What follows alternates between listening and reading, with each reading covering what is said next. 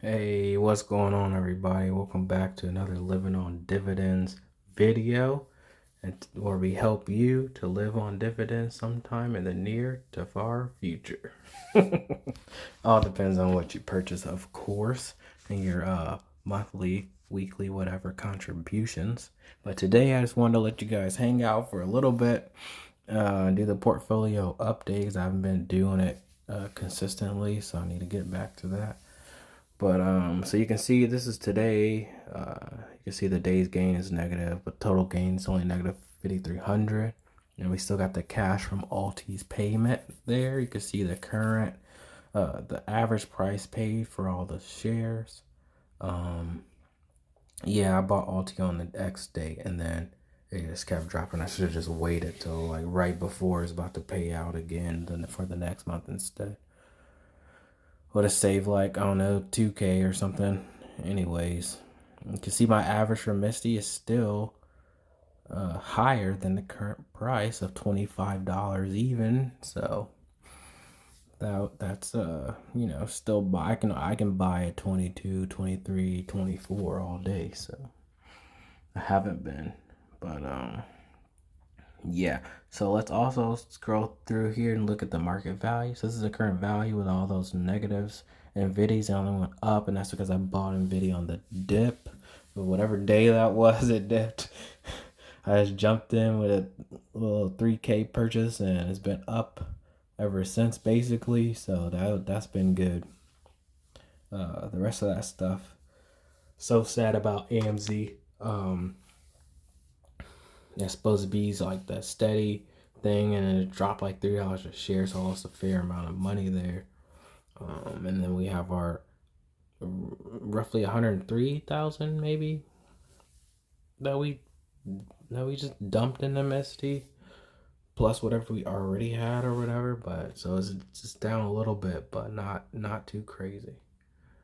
You can see that here they give you like 2-to-1 borrowing. So I guess maybe my stocks have 50% maintenance. I don't know, but I have 50% available basically versus what everything is worth.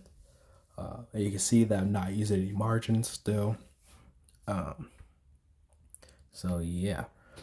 So here is the buy 42.15 of MSTY, and that was on 8.6. So we did that there, and we got it for 24.67. But because I already had bought it higher than that, our average is still that 25 whatever range. This is obviously bringing it down some. But we need to put this order 24.67, 8.6, 42.15 to put that in here. So we need to log this. MSTY buy. MSTY and the 42.15, 8.6.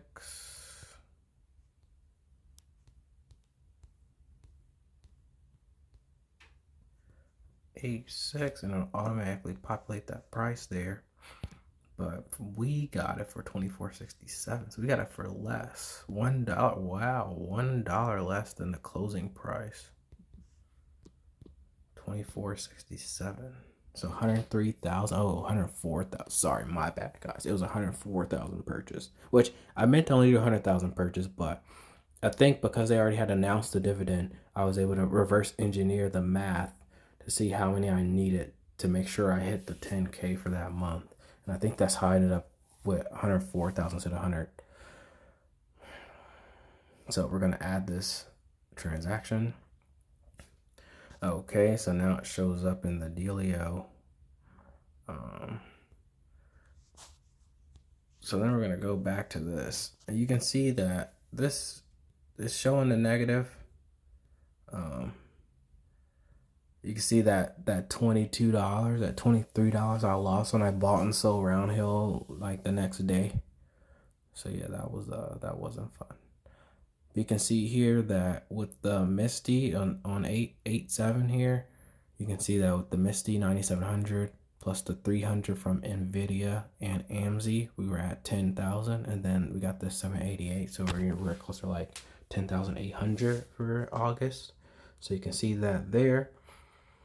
You can. This doesn't update for some reason. I don't know. It's very weird, but the portfolio shows negative, which is something you can see here. There's a negative 5,300 gain, but when you actually go to this tab and look at aggregate, you can see that the total return is 7,000 in the positive. So, like as others have said, and you can see that the first month I received 393. Now it's from MSTY and AMZ. You can see the 10.8 there for August. So yes, you can see that the total return for the portfolio is positive 7,000, which is partially why I think that I want to just sell AMZ and dump it in something else, like a QDTE that's basically the same yield, but it's going to give it to me weekly, and it's going to be more based on the index, right? So it should be more safe-ish. But yeah, it gives me the confidence to be able to do that, because I know that even if I'm losing some money there, I'm still overall positive probably. So you can see this negative 4,200 or whatever, but showing 5,000 in the E-Trade. Anyways, what I'm using this, the other thing I really like about using this is I have all the things broken out individually, and I can look at AMZ and go down here and see total return 746. So what I really am waiting for is this total return to go positive, right? So I'm gonna wait, collect the dividends, and as soon as this total return number gets positive, that's when I'm gonna sell out of AMZ and get something else. So hopefully in maybe 2 months, because they didn't pay that much this past month. I only paid 186. What is that? 746 and 186. What is that? 746, 186, 4 months. Please let the stock price go back up. Okay, so I'm holding this for another 4 months, and then hopefully the price doesn't go down too further and I have to keep holding it for maybe 6 or something. But the plan is to sell out of this as soon as this goes positive and get something higher yield, or just equal yield like a QDTE, RDTE, but playing weekly. You can see Alti share price goes down. So we were down like 1,500, and then the payment came in, so we're closer to, we're like about even. So if the price were to stay the same, the stock were to stay the same, and we get the same payment, it would be positive. But it's been going down. But they fought for the ability to do like credit spreads and some of the other things, so they might actually end up raising the stock price over time if they can do that and capture more upside. You can see the big MSTY, that's showing 1,600 down, but 8,000 in a positive. So that's pretty cool. So yeah, our MSTY is still up, net positive. And NVIDIA, they used to say NVIDIA's the GOAT, so it's positive 248. So it's positive in price and total return, so that's pretty cool. We bought on that dip, so it makes me want to only buy it when it goes back down near that price, just to make sure we keep this stock price positive. I'd be a little worried if I were to buy it at a higher price and then see it drop and this actually go negative for the portfolio value. So that would not be fun. But yeah, I think I have all of the. This is gonna be locked, right? Or no? Oh, so if I had the higher premium or whatever, I guess this would show the percentage this is of the total portfolio value.